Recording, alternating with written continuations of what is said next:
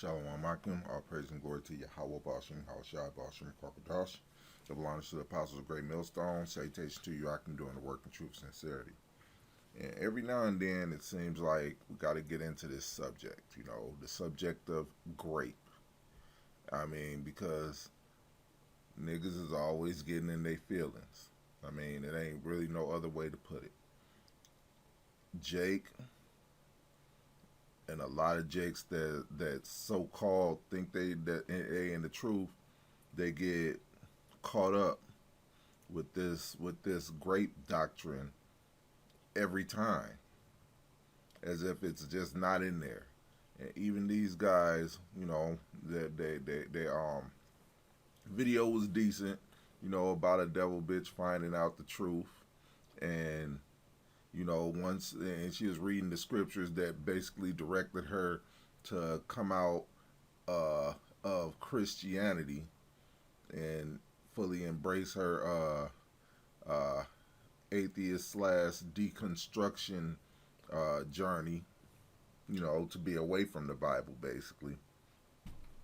And she came, and the scriptures you see on the screen is two of the scriptures that she came across that shook her foundation.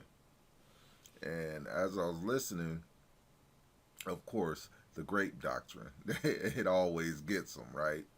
And this is the NIV version, because I've read it a couple of times, and the NIV more accurately depicts these two scriptures, these two verses in the scriptures better than the KJV, because it just says it plain, and I'm gonna read it. It ain't gonna be verbatim, but I'm gonna read it, or you can read it as well, because you see the scriptures on the screen. It's Deuteronomy 22 and 28. If a man happens to meet a virgin who is not pledged to be married and grapes her, and they are discovered, he shall pay her father 50 shekels of silver. He must marry the young woman, for he hath violated her. He can never divorce her as long as he lives. And that is the law, and that is the scripture, and is broken down correctly in itself. And when she was reading it, and I'm going to play it, I got the caps on, she actually had it broke down right. I'm going to play it. It says Deuteronomy 22, starting at 28. And then it says, all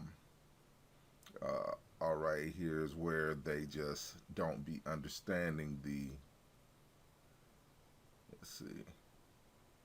scriptures. So let's listen to what she has to say. And they saying this, truth be told, it's already broken down, and it's understood, and it's correct. And they let her, read it, and guess what? They come back and break it down the wrong way.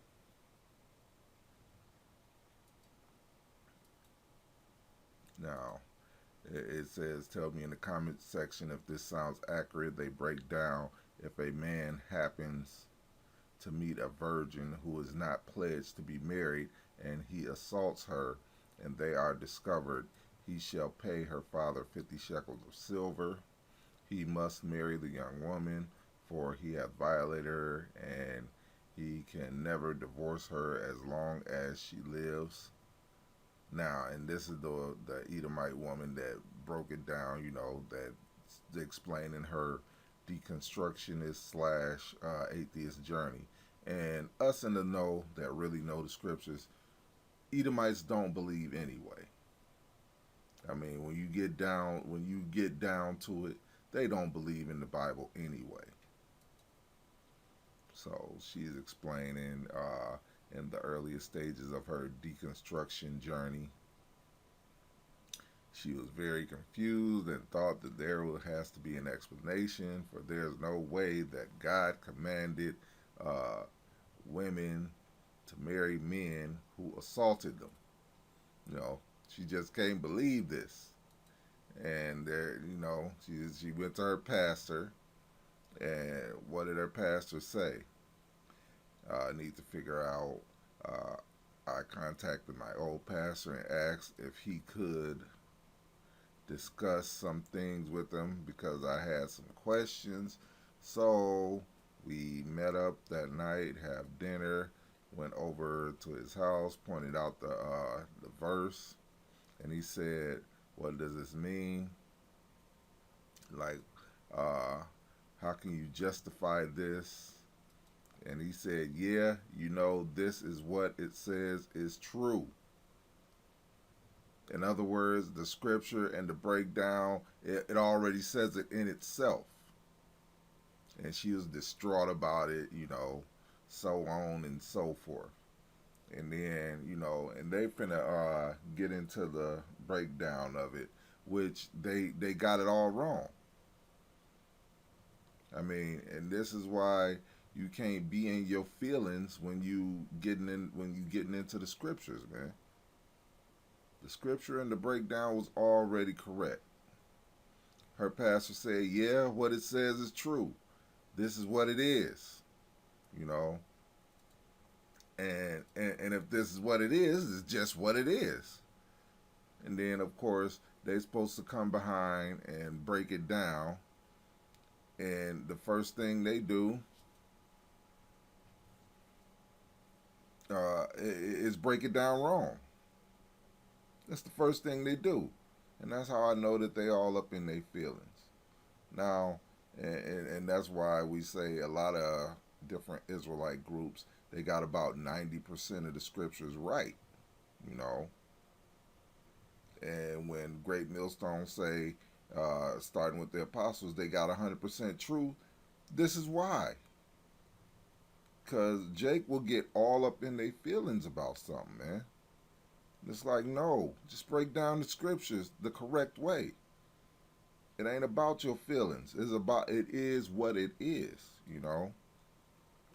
And like I say, the first thing they go to is starting to break it down wrong and trying to skip over the scriptures, you know. Like, and there are people that use this damn scripture to justify that that's not even what the script is talking about. No, it is what it's talking about. It's what it said, and it's what it's talking about. And you all up in your feelings, man. In fact, hold on. I'm going to put it on the screen. He's going to put it on the screen. And then the first thing he reads is Deuteronomy 22 and 25. Not 28. Not where it starts at. But he reads a few verses up where it says a whole nother law, a whole different law. And this is why we say, hey, man, it's not about your feelings. So he started up here because he corrected himself and went up to 23. If a damsel is a virgin betrothed to a husband and a man find her in the city and lie with her, then they shall bring them both. Yeah, that's the law if she's betrothed. If a man find a betrothed damsel in the field, and if a man force her and lie with her, then only the man that lie with her shall die. That's if she's betrothed. But then they skip right on over 22 and 28 and say, no, this is the law. Now y'all ignoring what this says now. You can't pick and choose what scriptures you follow and what scriptures you don't. You got to follow it all. And don't get me wrong, because we always qualify this. You go out there and start graping women, guess what? You're going to jail. And no, this scripture is there for a reason. It's there for several reasons. And remember, it's not like the men back then were men like you niggas is thinking today. Oh, we can just go get as much as these young women as possible. You know, go around just popping women. And they can't say nothing. No. Men, one, this didn't happen often. Two, when it did happen, it was a man looking to have this woman as his wife for a family. And that's why we always say get out of your feelings about it, man. It's not about your feelings. You know, y'all become too too effeminate in this society. Just explain it, break it down the way it's supposed to be broken down, because, like I say, in the NIV, they broke it down pretty good. This is the KJV, and it says, if a man lie with a damsel that is a virgin, which is not betrothed, and lay hold, this is where the grape part comes in, because really that just means to grab, lay hold in her and on her and lie with her, and they be found, because the word tapash is to force, forcefully lay hold. That's the grape part, and lie with her. That's it. Lay hold and lie with her, and they be found. Then the man shall, then the man that lay with her shall give unto the damsel's father 50 shekels of silver, and she shall be his wife, because he hath humbled her. He may not put her away all his days. In other words, there's a thing when about a woman being loud, crying and shit. Basically, a woman always talking shit. If she's one of these types of women and you laid hold on her and lied with her, now your punishment is keeping her. You know, you may hate her, but you got to take care of her all your life, all of her life. And yes, that's a punishment. What do the scriptures say about I'd rather dwell with a lion or a dragon than a loud crying woman? And most of you men already know what that is like, even in this day and age. And another thing that actually backs up Deuteronomy 22, 28, and 29 is Judges 21 and 20, which I have on the screen right now. And it reads 21 and 20. Therefore they commanded the children of Benjamin, saying, Go and lie and wait in the vineyards, and see, and behold, if the daughters of Shiloh come out to dance in the dances, then come ye out of the vineyards, and catch you every man his wife of the daughters of Shiloh, and go to the land of Benjamin. They're telling them, hey, go catch you whatever women, young women, that's celebrating in this festival that you can. And this was after the war with Benjamin, and the ones that escaped of Benjamin, which was a small number, something like 400. Like, hey, they already promised each other they wouldn't give them wives. The ones that didn't participate in the war, hey, their daughters was going to celebrate this festival. It's like, hey, go out there and catch you a wife. And they say when they come complaining to us, we'll be like, hey, man, y'all didn't participate in the war. You know, we promised amongst each other that they couldn't have none of our daughters as wives. Hey, just bear with that, man. Just bear with it. You know? Yes, your young daughter or your sister or whatever, yeah, they in this festival, they getting snatched up. Which was a real thing. And guess what? For you jakes out there that's so sensitive, it's still going on now. This is something that happens to this very day, and it's called bride kidnapping or bride napping. And this is an article from Wikipedia basically breaking down bride kidnapping. Bride kidnapping, also known as marriage by abduction or marriage by capture, is a practice in which a man abducts and grapes the woman he wishes to marry. And this is the key, the woman he wishes to marry. It's not just something that you going out and doing and just for fun, man. Not like the adultery that happens in this country, like it's candy. Wicked adulterers, man. But when it comes to something like bride kidnapping, like I said before, it didn't happen much.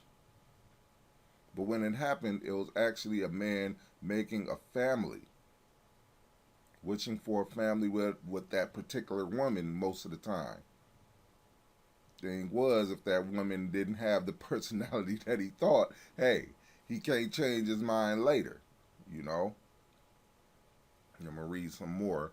Bride kidnapping, hence the port portmanteau bride napping, has been practiced around the world and throughout prehistory and history among peoples as diverse as the Hmong in the Southeast Asia, the Zeltal in Mexico, and the Romani in Europe. Bride kidnapping still occurs in various parts of the world, but it is most common in Caucasus, Central Asia, and some parts of Africa. In most nations, bride kidnapping is considered ex crime because of the implied uh, element of grape rather than a valid form of marriage. Some types of it may also be seen as falling among the continuum between forced marriage and arranged marriage. The term is sometimes confused with elopements, and in which a couple runs away together and seeks the consent of their parents later. In some cases, the woman cooperates with or accede to the kidnapping, typically in effort to save face for herself or her parents. In many jurisdictions, this used to be encouraged by so-called marry your grapist laws. Even in countries where the practice is against the law, if judicial enforcement is weak, customary law, quote unquote, traditional practices may prevail. Bride kidnapping is also, but not always, a form of child marriage. It, it may be connected to the practices of bride price, wealth paid by the groom and his family to the bride's parents, and the inability or unwillingness to pay it. So basically, yes, you go, you get your bride by grape, and you pay their parents either at that time or later. And most of them, like here, it says it's later. Most of the time, it's later. Why? Because they don't want the fury of the men of that family to fall upon them.